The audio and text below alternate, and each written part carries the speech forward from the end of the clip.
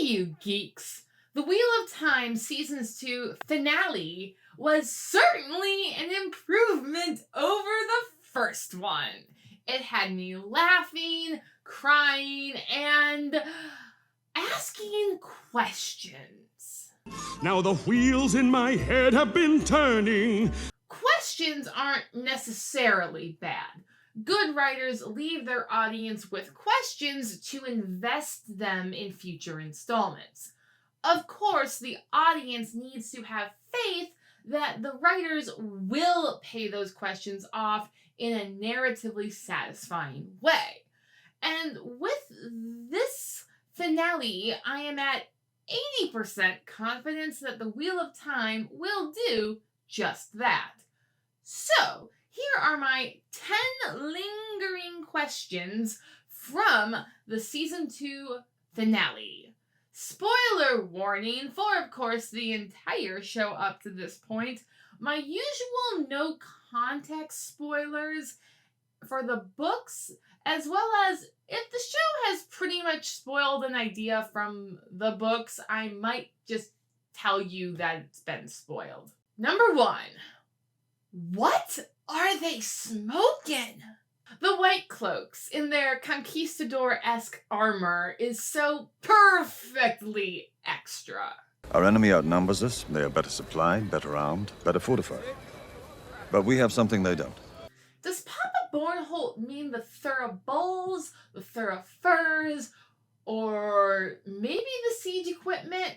But I prefer to think it's whatever those Thurabulls are burning.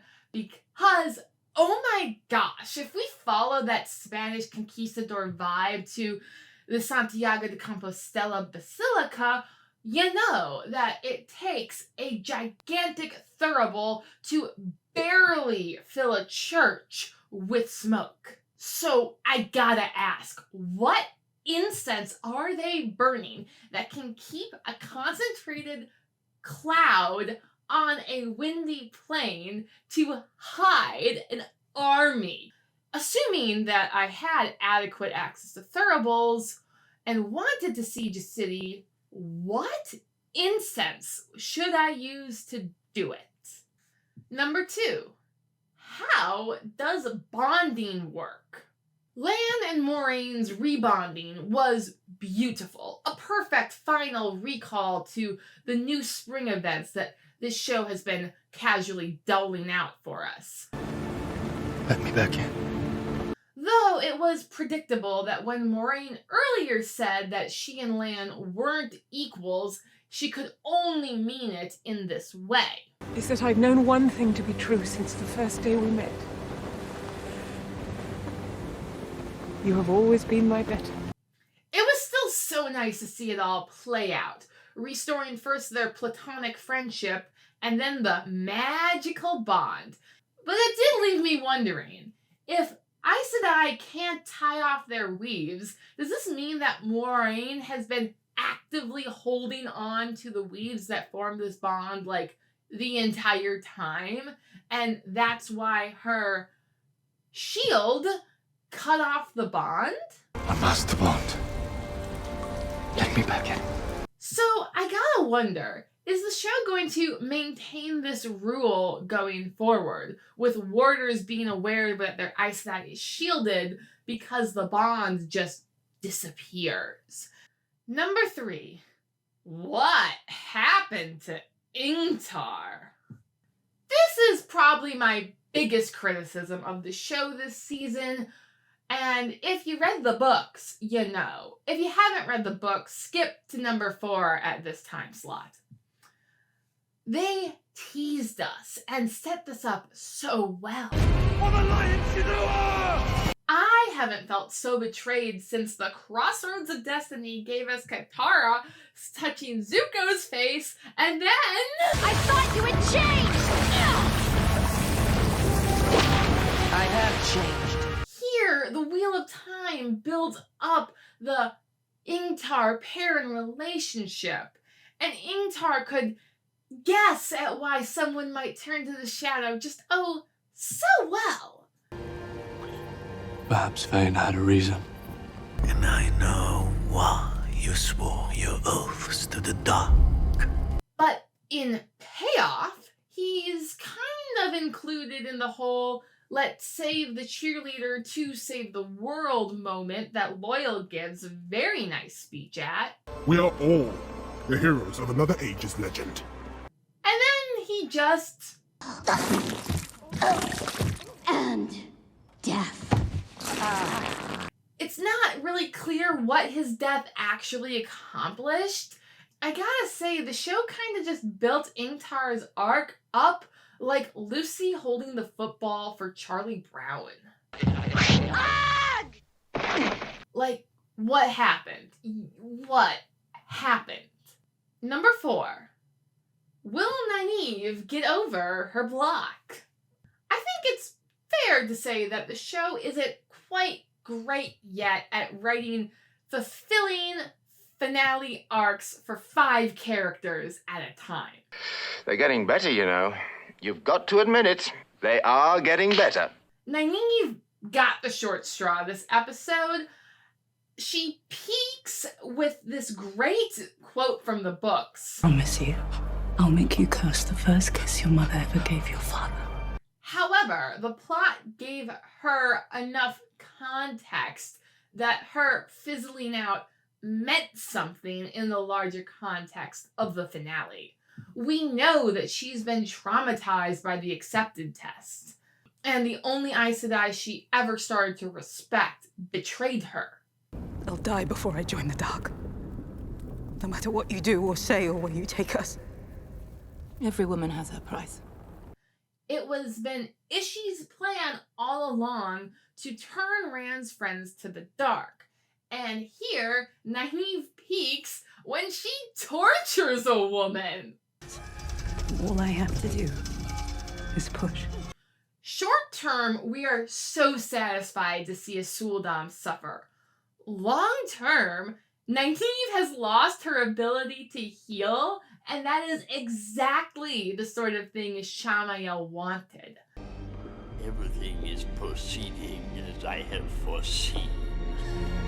This is a deep question that now drives me to want to see Season 3. Number 5. What could break Egwene? Egwene does get to go all Invictus over Rhenna. I thank whatever gods may be for my unconquerable soul.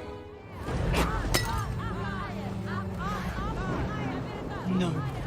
And though she is strong in her own right, the only reason she walked away from that is because the White Cloaks attacked. The White Cloaks' fortunate boulder gave her the opportunity to display a truth that she has figured out. We're the same.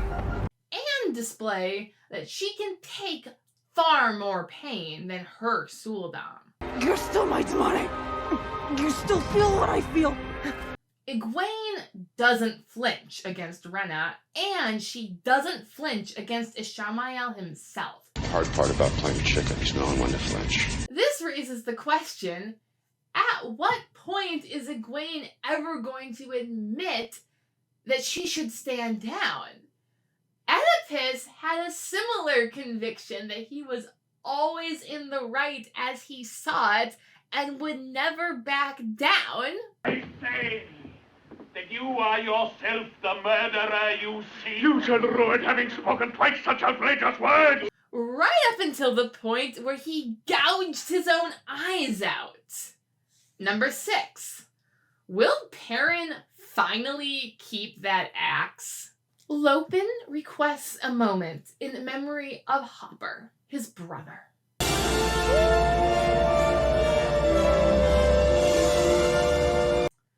Although heartbreaking, Perrin's arc was practically perfect in every way. 2 rivers. We know he's not opposed to the White Cloaks and even fights beside them for a time. And then when Volda attacks him for being a dark friend, Hopper intervenes. So it's only logical that Papa Bornholt would kill Hopper to save his soldier. not knowing that that would send Perrin into a murderous rampage due to unknown magical abilities. You made a really deep cut, and baby, now we got rebel. Just in the way I'm sure Ishii wanted. Things are not bad enough. Now we got wolves.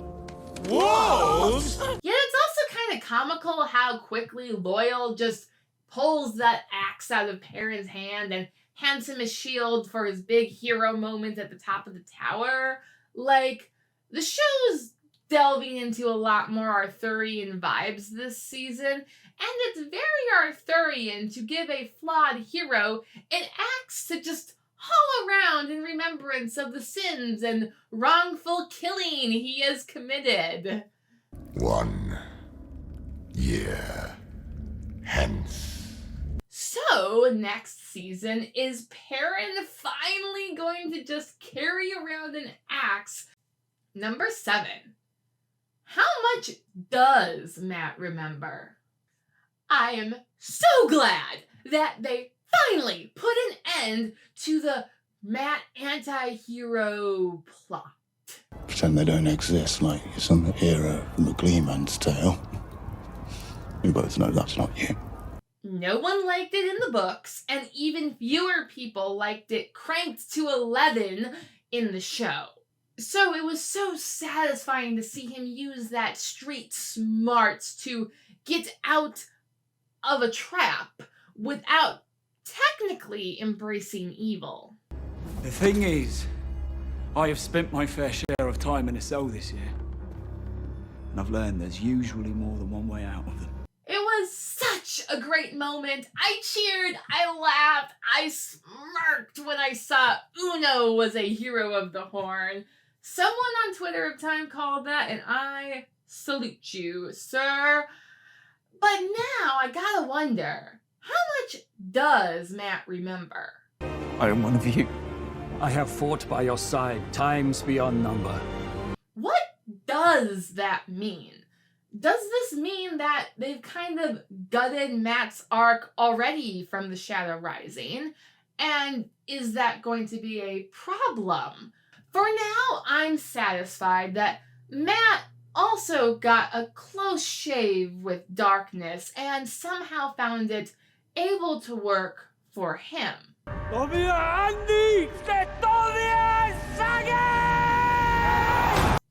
Number 8. What will become of Shadar Logoth? Speaking of Arthurian vibes, we got the Dolorous Stroke!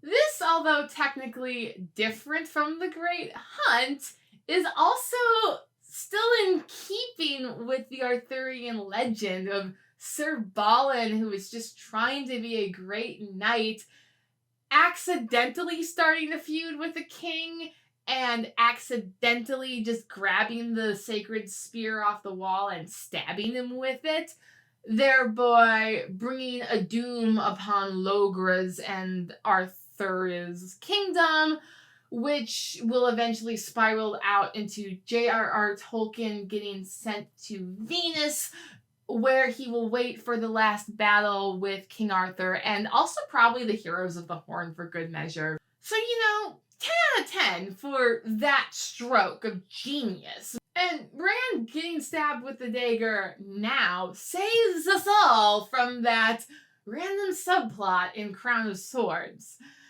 So, I gotta wonder, what is becoming of Shadar Logoth?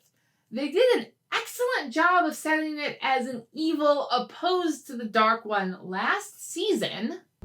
It is said that evil itself grew from the city's heart and consumed everyone and everything that lived. Is the show going to do anything with that? There is a conspicuous absence of a giant glowing ball this season as well. So, are we going to get something new and unheard of in season 3? Or is the show going to let it, like Ingtar, just drop dead? Number 9. Is Ishii actually dead? This season, it's great to see our heroes seem to thwart Ishamael's plan. He wanted Rand to be alone and abandoned by his friends who had chosen the dark so that he would choose the dark as well, which seems to not have happened. I will never serve him. In 1,000 lives, I never have. Instead, Rand learns the subtle art of Dace Daymar by relying on a Forsaken, and then uses her as a magical transport to Fama, where he just starts rage killing people who say they are opposed to the Shadow. You people did this to her. While it did hurt to see Turok get the Indiana Jones treatment, the show didn't build Rand up as a blade master or explore his feelings about that sword in the way the book did. So having a duel there would have been awkward as well. Instead, the show just focused on the never-ending duel between the Dragon and the Forsaken.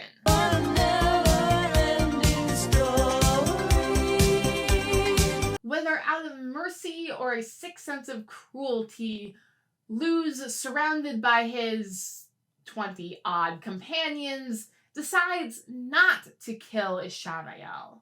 Yet Rand decides to strike for the kill, using his sword and the One Power, it seems. This is different than what he did at the beginning of the season, merely incapacitating his foe. But is Ishamael truly dead? He does dissolve into sand in a way that Lanfear didn't do earlier this season. Such a simple illusion. How could you not see it? But we also see that he's adept at weaving illusions. And Lanfear gave him warning at the beginning of the episode. I told him that I'd help him kill you. So, is Ishamael dead? Hands are an illusion, and so is death. And if he is that a victory for the light? Or, by having Rand kill Ishamael, did Lanfear succeed in bringing him one step closer to the dark? Number 10. How are we going to defeat the Dark One? At this point in the story, both book and show fans alike have got to be wondering this question. I certainly am. If Rand is Dragon Reborn and going to go up against the Dark One at the last battle with channeling, Aren't we forgetting one teensy-weensy but ever so crucial little tiny detail? Before the show told us that it was the Eye of the World where the Dark One was captured. And what's there? At the Eye? The Dark One's prison. But now it's revealed that that's just where Ishamael was captured. And the seals only seem to be holding the Forsaken, not the Dark One himself. Ishamael lets us out. All of us. Now, all the seals are broken and the Forsaken are let loose on the world, which is bad enough. Stay away from him, Lanfear. He's ours now. All 5 of them are. But what about the Dark One? This isn't a bad question for the show to be giving us. At this point in the books, Rand still perceived the Dark One to be the same person as Ishamael, who, like Lord Moldy Warts, conveniently appeared at the end of every novel to be summarily defeated by the heroes. Needless to say, the Wheel of Time progresses beyond that point and asks bigger questions and gives us bigger battles. But it took Robert Jordan literally the rest of his life to figure out how to write this new kind of fantasy book. Where am I headed? I ain't certain. All I know is I am on my way. So now, even as a book fan, I don't know how the show is going to defeat the Dark One, which is both exciting and terrifying. But for now, I am 80% willing to watch and find out. Thank you for watching. Please like, share, and subscribe if you want to see more. We've got a bit more Wheel of Time content coming this month, and then we will be back to my other scheduled programming with Indian cinema and actual book reviews. Thanks for watching. Bye!